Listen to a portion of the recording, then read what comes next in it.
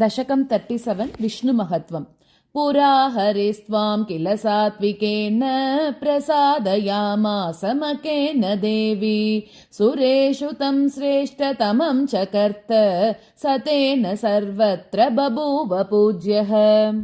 अधर्मवृत्तिश्च यदा त्रिलोके धर्मक्षयश्चापि तदा भवत्याम् धर्मं समुद्धर्तुमधर्ममृद्धम् माष्टुं च देव्येष नियुज्यते हि स ईड्यते सर्वत एव सर्वैः पत्न्या च भूतैश्च समं गिरीशः इलावृते पूरुषसन्निधाने सङ्कर्षणाख्यं भजते मुरारिम् तमेव भद्रश्रवसो हयास्यं भद्राश्ववर्षे मुनयस्तुवन्ति प्रह्लाद उच्चैर्हरिवर्षवासी विश्वार्ति शान्त्यै नृहरिं च नौति श्रीः केतुमाले खलु कामरूपं तं रम्यके मत्स्यतनुं मनुश्च हिरण्मये कूर्म शरीरभाजं स्तुवन्ति नारायणमर्यमा च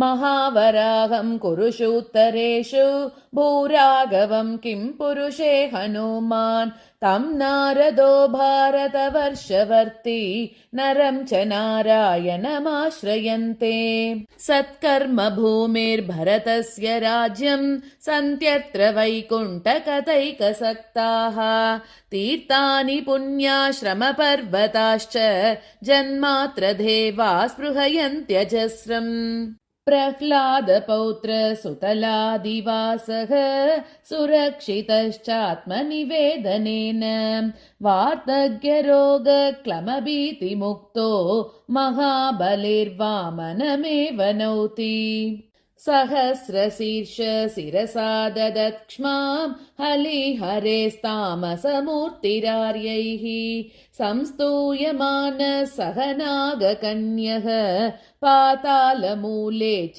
सलीलमास्ते विचित्ररूपं जगतां हिताय सर्वे स्तुवन्त्यच्युतमिद्धभक्त्यां येनं कुरु त्वं वरदानदक्षं मातः कृपार्द्रे वरदे नमस्ते।